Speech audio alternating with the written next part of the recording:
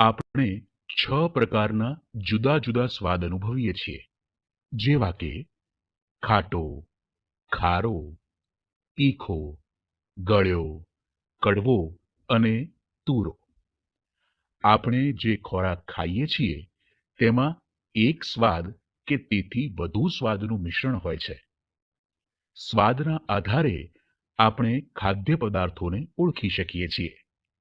કેટલાક પદાર્થોનો સ્વાદ તેને જીભ પર મૂકતા જ ઓળખી શકીએ છીએ, જેમ કે ગોળ, સાકર, ખાંડ એટલે કે ગળ્યો સ્વાદ, લીંબુ, આમલી, કરમદા, કાચી કેરી, ખાટો સ્વાદ, મરચું, મરીનો ભૂકો, તીખો સ્વાદ, કોકો પાવડર, કોફી પાવડર, કારેલા, મેથીનો ભૂકો, કડવો સ્વાદ, મીઠું, સંચળ, ખારો સ્વાદ.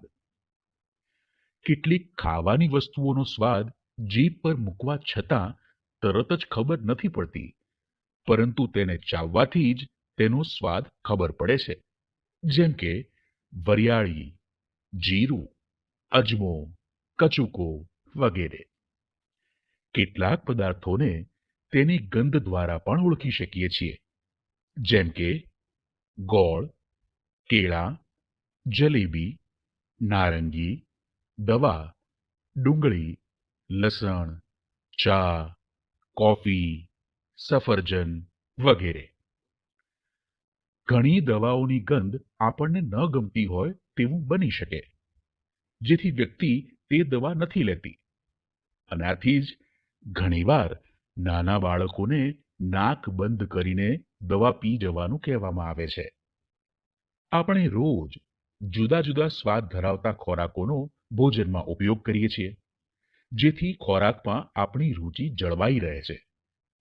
જો એક જ સ્વાદનો ખોરાક રોજ ખાવામાં આવે તો ભોજનમાંથી આપણો રસ ઉડી જાય અને ભોજન પ્રત્યે અરુચિ પણ ઉત્પન્ન થઈ શકે છે.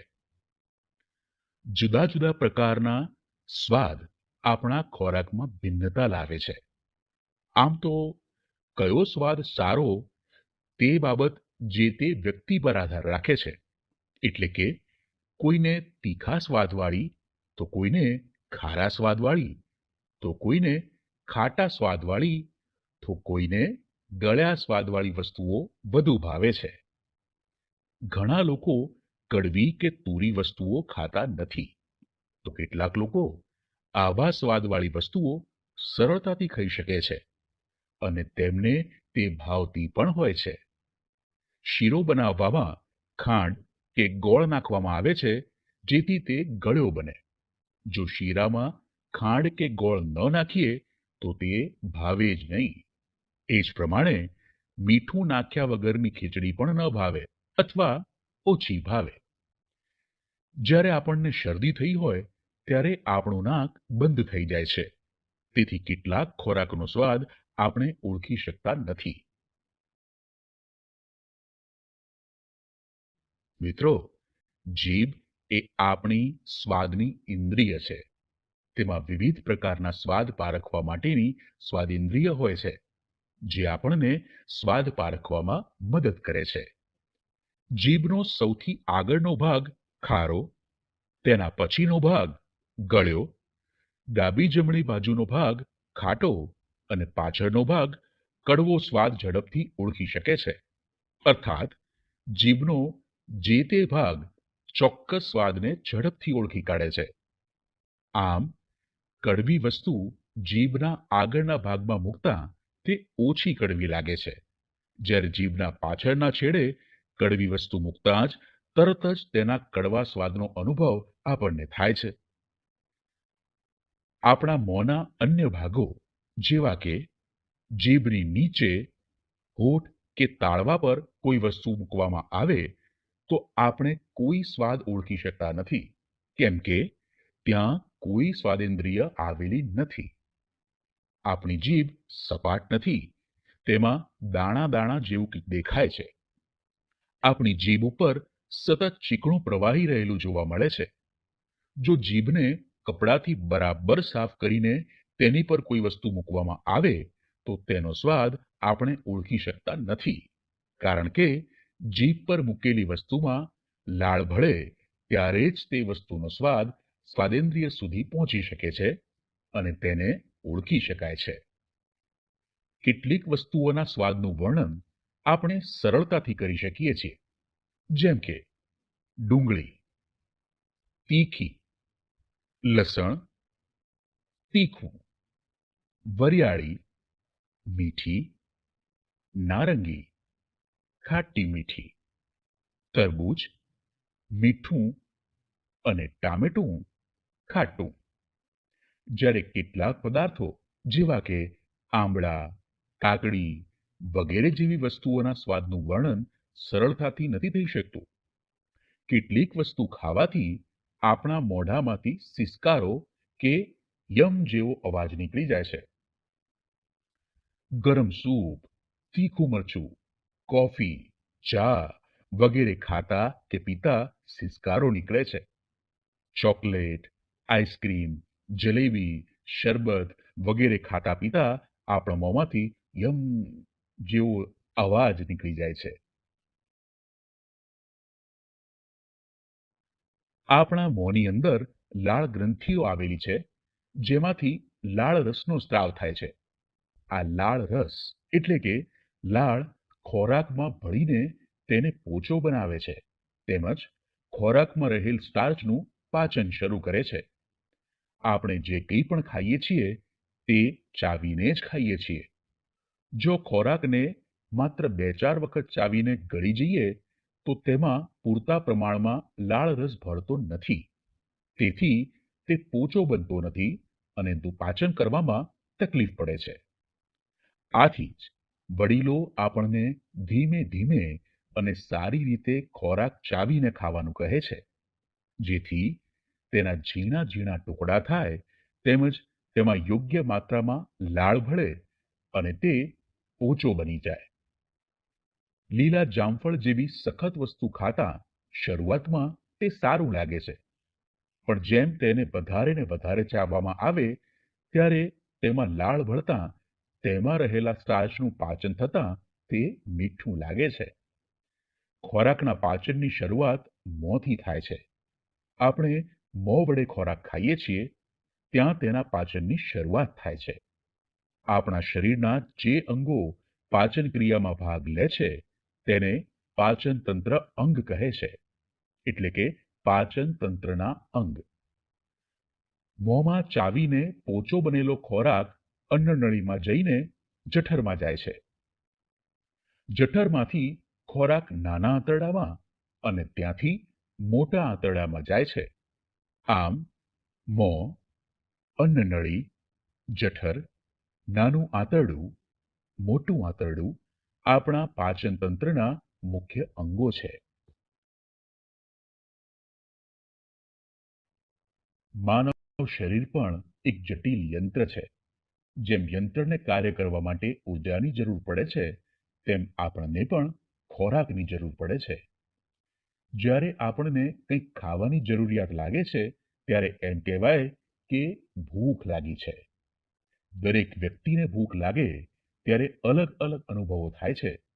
જેમ કે કોઈને માથું દુખે તો કોઈને પેટ દુખે તો કોઈને ખૂબ ગુસ્સો આવે, વળી કોઈને થાક લાગે વગેરે.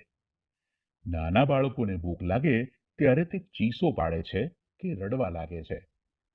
પ્રાણીઓ પણ ભૂખ લાગે તો તે પોતાની રીતે ભૂખને વ્યક્ત કરે છે.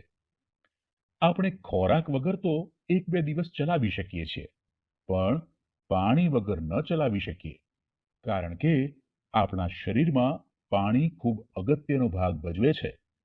જો આપણા શરીરમાં પાણી ઘટી જાય તો આપણું સ્વાસ્થ્ય બગડી શકે છે.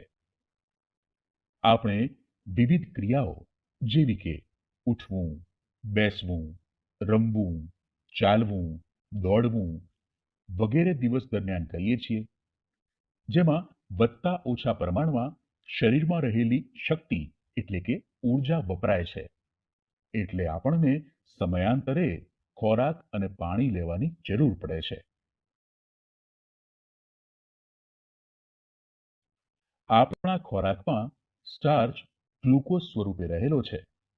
ગ્લુકોઝનો સ્વાદ ગળ્યો છે.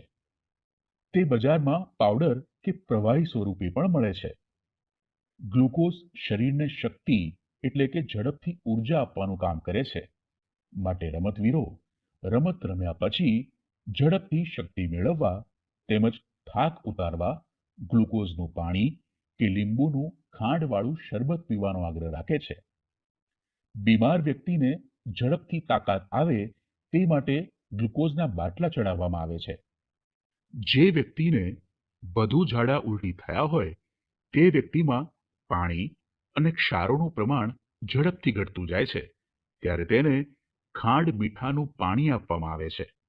તેમ છતાં તે ખૂબ અશક્ત થઈ જાય અને જો મોં દ્વારા લીધેલ પ્રવાહી કે ખોરાક ટકતો ન હોય તો તે સમયે દર્દીને ગ્લુકોઝના બાટલા ચડાવવામાં આવે છે, જેથી તેના શરીરમાં પાણી અને ગ્લુકોઝનું પ્રમાણ જળવાઈ રહે અને તેને શક્તિ પણ મળે.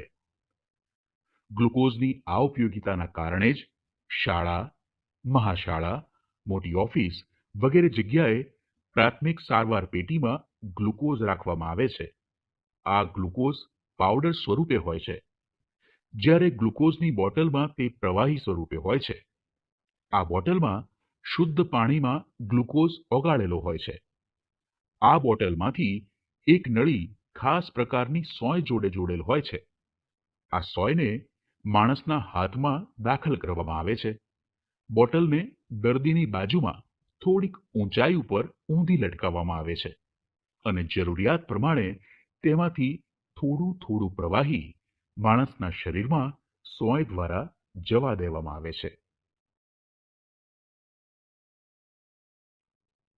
આપણે ખોરાક ખાઈએ છીએ તે આપણા શરીરમાં કેવી રીતે પચે છે તે અંગે જુદા જુદા વૈજ્ઞાનિકોએ જુદી જુદી રીતે પ્રયોગો કર્યા છે.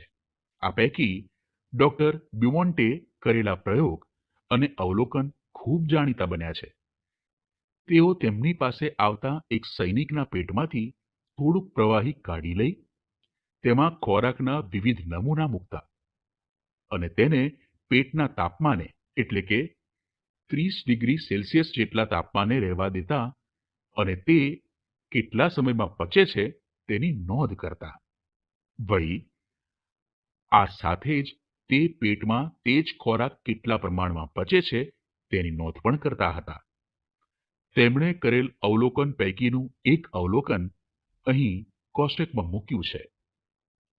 આ પરથી તેમણે તારણ કાઢ્યું કે ખોરાક બહાર કરતા પેટમાં ઝડપથી પચે છે, કારણ કે પેટ ખોરાકને પચાવવા માટે વલોવે છે.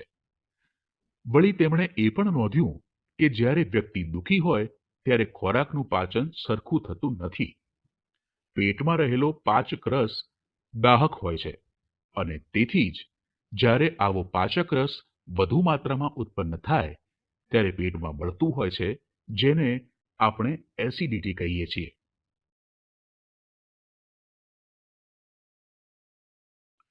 જે ખોરાકમાં આપણા શરીર માટે જરૂરી બધા જ પોષક તત્વો જેવા કે પ્રોટીન, ચરબી, વિટામિન, કાર્બોહાઈડ્રેટ, ખનિજ ક્ષારો યોગ્ય પ્રમાણમાં મળી રહેતા હોય તેવા ખોરાકને સમતોલ આહાર કહે છે.